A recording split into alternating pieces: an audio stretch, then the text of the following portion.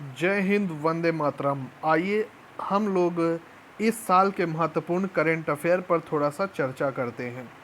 आज सभी एग्ज़ामों में करंट अफेयर से लेकर करीबन 10 से 15 क्वेश्चन देखे जाते हैं। ठीक है, तो समय न गवाते हुए सेशन का शुरुआत करते हैं। जैसा पहला प्रश्न है वो इस प्रकार से है कि केंद्रीय पर्यावरण इंजीनियरिंग अनुसंधान संस्थान नीरी के डायरेक्टर जनरल कौन है। इस समय नीरी के जो डायरेक्टर जनरल बने हैं वो नए बने हैं। ठीक है, तो चार ऑप्शन है। एक है वेद प्रकाश, दूसरा है जगदीश तेवतिया, तीसरा है किरण कुमार और चौथा है शेखर सी मांडे। आप लोग कमेंट करके आंसर बिना देखे ज़रूर बताने की कोशिश करें। ठीक है, तो इसका जो पहला आंसर होगा शेखर सी मांडे, इसका करेक्ट आंसर होगा शेखर सी मांडे। ठीक है, चलिए नीरी के बारे में थोड़ा सा समझते हैं। नीरी का फुल फॉर्म होता है national environmental engineering research institute. National environmental engineering research institute ये होता है।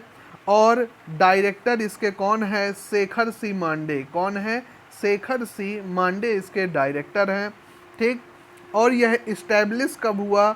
8 अप्रैल 1958 में यह इस्टेब्लिश हुआ। करेक्ट, 8 अप्रैल 1958 में नीरी की मतलब नीरी को संस्था को बनाया गया। और इसका हेडक्वार्टर भी पूछ लेता है तो आपको नागपुर लगाना है। इसका हेडक्वार्टर कहाँ है? इसका हेडक्वार्टर नागपुर में है। ठीक है, तो केंद्रीय पर्यावरण इंजीनियरिंग अनुसंधान संस्थान के डायरेक्टर जनरल कौन है? शेखर सी मांडे। हेडक्वार्टर कहाँ है? नागपुर। और नीरी का फुल फॉर्म क्या होता है? National environmental engineering research institute. ठीक है, चलिए दूसरे प्रश्न की ओर चलते हैं। भारत ने किस देश के साथ मिलकर भारत ने किस देश के साथ मिलकर 2021 को पर्यावरण अधिसूची वर्ष घोषित किया है? अधिसूची वर्ष मतलब कि 2021 पर्यावरण के लिए बहुत ही इम्पोर्टेंट है। तो भारत के साथ वो है फ्रांस। कौन है? फ्रांस ऐसा देश है जो 2021 को पर्यावरण अधिसूची में शामिल करवाया है। अब केंद्रीय पर्यावरण, थोड़ा सा इसके बारे में समझते हैं। केंद्रीय पर्यावरण, वन एवं जलवायु मंत्री भारत के कौन है? वो है प्रकाश जावड़ेकर। कौन है? प्रकाश जावड़ेकर। एवं फ्रांस के जो मंत्री यहाँ पर आए हुए थे तो वो कौन थे? वो थे, पहले वो मंत्री के बारे में जानते। वो मंत्री क्या थे? वो थे इकोलॉजिकल ट्रांजिशन मंत्री। इकोलॉजिकल ट्रांजिशन मंत्री। अब उनका नाम क्या था? बारबरा पोम्पली। क्या नाम था? बारबरा पोम्पली। हाँ, कंपनी नहीं, पोम्पली है, इसको काट देना। ठीक है, पोम्पली ने वर्ष 2021 को पर्यावरण वर्ष घोषित किया गया है। ठीक है ना, प्रश्न हमेशा बन सकता है कि 2021 को भारत के साथ किस देश ने अधिसूची वर्ष मतलब पर्यावरण अधिसूची वर्ष घोषित करने का निर्णय लिया है? तो वो देश है हमारा फ्रांस। ठीक है, चलिए दूसरे प्रश्न की ओर चलते हैं। अगला प्रश्न है, इनमें से किस सिटी को tree city of the world, ठीक है ना, एक ऐसी सिटी बताना है जिसे tree city of the world 2020 के नाम से घोषित किया गया है। ऑप्शन है लखनऊ, हैदराबाद, नागपुर तथा चंडीगढ़। ठीक है, आप चार ऑप्शन में से किसी एक ऑप्शन को लगाइए। जी हाँ, इसका जो आंसर है वो है हैदराबाद। हैदराबाद को tree city of the world 2020 के नाम से अनाउंस किया गया है। चलिए इसके बारे में थोड़ा डिटेल समझते हैं। 2020 को tree city of the world Hyderabad घोषित किया गया है। और इसको किसने किया है? FAO and arbor day foundation ने। FAO and arbor day foundation ने यह घोषणा की है कि हैदराबाद ट्री सिटी के नाम से जाना जाएगा। ठीक है, फिर है इस समय खाद्य और कृषि संगठन अध्यक्ष कौन थे? Q dengue. खाद्य और कृषि संगठन कौन है? क्यू डेंगू है। ठीक है, अगला प्रश्न की ओर चलते हैं। किस राज्य की पहाड़ी को हाल ही में तितली सुपर हॉटस्पॉट क्षेत्र घोषित किया गया है? किस राज्य की पहाड़ी को तितली सुपर हॉटस्पॉट, ठीक है, तितली सुपर हॉटस्पॉट घोषित किया गया है? तमिलनाडु है, असम है, मेघालय है कि गुजरात है? हाँ बिल्कुल तमिलनाडु। इसका आंसर क्या होगा? पहले से भी लगा था, इसका आंसर तमिलनाडु होगा। क्या होगा? तमिलनाडु। ठीक है। और यह तितलियां कहाँ पाई जाती हैं? तो सिरुवानी पहाड़ी तमिलनाडु में एक सिरुवानी पहाड़ी है, वहाँ पर बनाया गया है बटरफ्लाई हॉटस्पॉट क्षेत्र। ठीक है। और ये किसने मान्यता दी है? The nature and the butterfly society ने। ठीक है। The nature and butterfly society ने तमिलनाडु को तितली सुपर हॉटस्पॉट क्षेत्र घोषित किया गया है। चलिए अगले करेंट अफेयर की ओर चलते हैं। हाल ही में किस संगठन ने जलवायु परिवर्तन पर अब तक का सबसे बड़ा जनमत सर्वेक्षण करवाया है? ठीक है ना। जलवायु परिवर्तन को लेकर कई लोगों के साथ उन्होंने एक सर्वेक्षण करवाया, एक निरीक्षण किया। ठीक है। तो वो कौन सा संगठन है? तो यूएनडीपी है, यूएनएससी है, यूनेस्को है या वर्ल्ड बैंक है? ठीक है। इन चार ऑप्शन में यूएनडीपी, जैसा आप देख रहे हैं इस चित्र में, UNDP United Nation Development Programme, UNDP का फुल फॉर्म होता है यूनाइटेड नेशन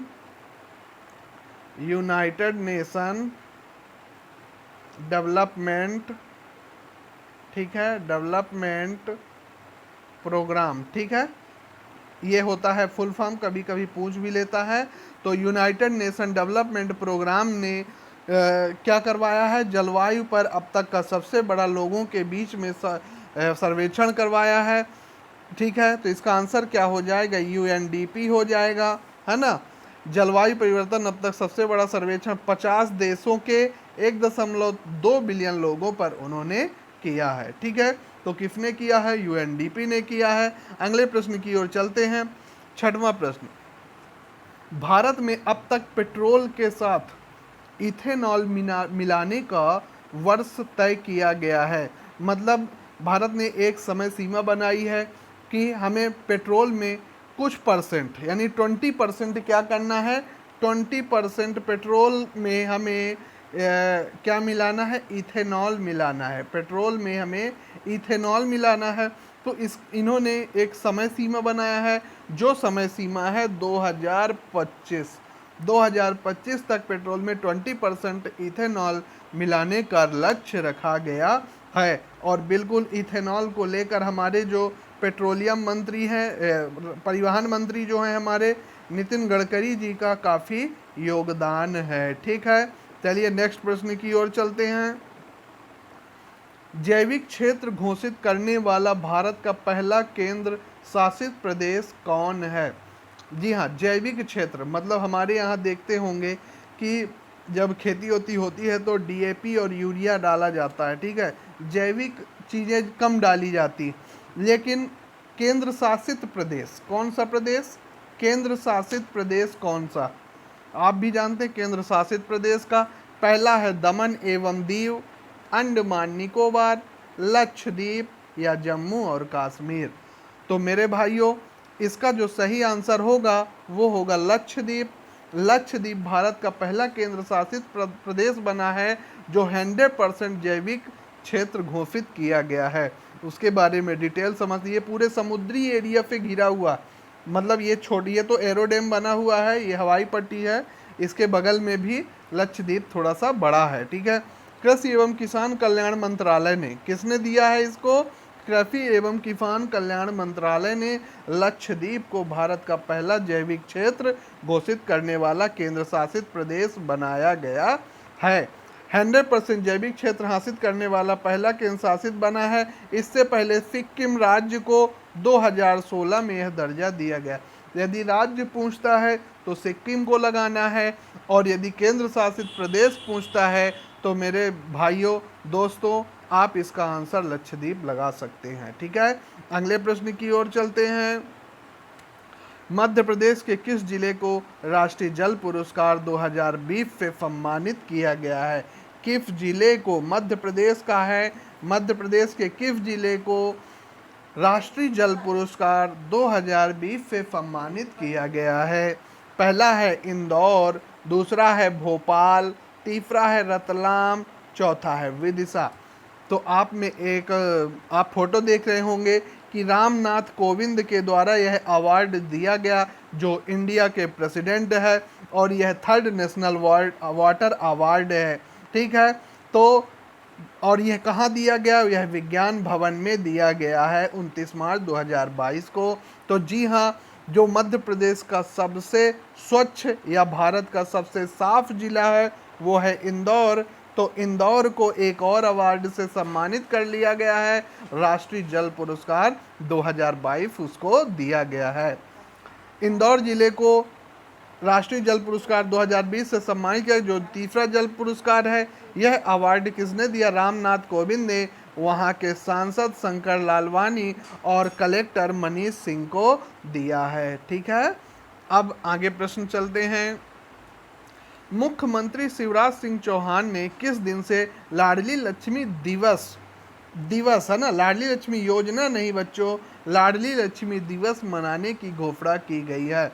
1 मई, 2 मई, 3 मई तथा 4 मई। ठीक है ना, 1 मई, 2 मई, 3। बताइए इसका आंसर।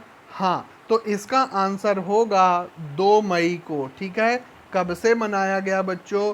2 मई से लाडली लक्ष्मी दिवस मनाने की घोषणा श्री शिवराज सिंह चौहान के द्वारा की गई है। ठीक है, देखिए इसका थीम क्या है? लाडली लक्ष्मी योजना है तो बेटियां सौगातों सी लगती हैं। ठीक है, पढ़ लीजिएगा, लाडली लक्ष्मी योजना है तो बेटियां सौगातों सी लगती हैं। ठीक है, समझते थोड़ा लाडली लक्ष्मी योजना क्यों बनाई गई। बालिका जन्म के प्रति जनता में सकारात्मक सोच, लिंग अनुपात में सुधार, बालिकाओं की शैक्षणिक स्तर तथा स्वास्थ्य की स्थिति में सुधार तथा उनके अच्छे भविष्य की आधारशिला रखने के उद्देश्य से मध्य प्रदेश में 1/4/2007 से लाडली लक्ष्मी शुरू की गई है। आखिरी प्रश्न, थाईलैंड में खेली जा रही Asian canoe spirit and under 18 championship Prachi Yadav ने कौन सा पदक जीता? तो पहला है स्वर्ण पदक, दूसरा है रजत, तीसरा है कांस्य, या इनमें से कोई नहीं। तो प्राची यादव को 2021 का विक्रम सम्मान से सम्मानित किया गया है और इनका संबंध मध्य प्रदेश के ग्वालियर जिले से है। तो इसका आंसर होगा स्वर्ण पदक। ठीक है, धन्यवाद।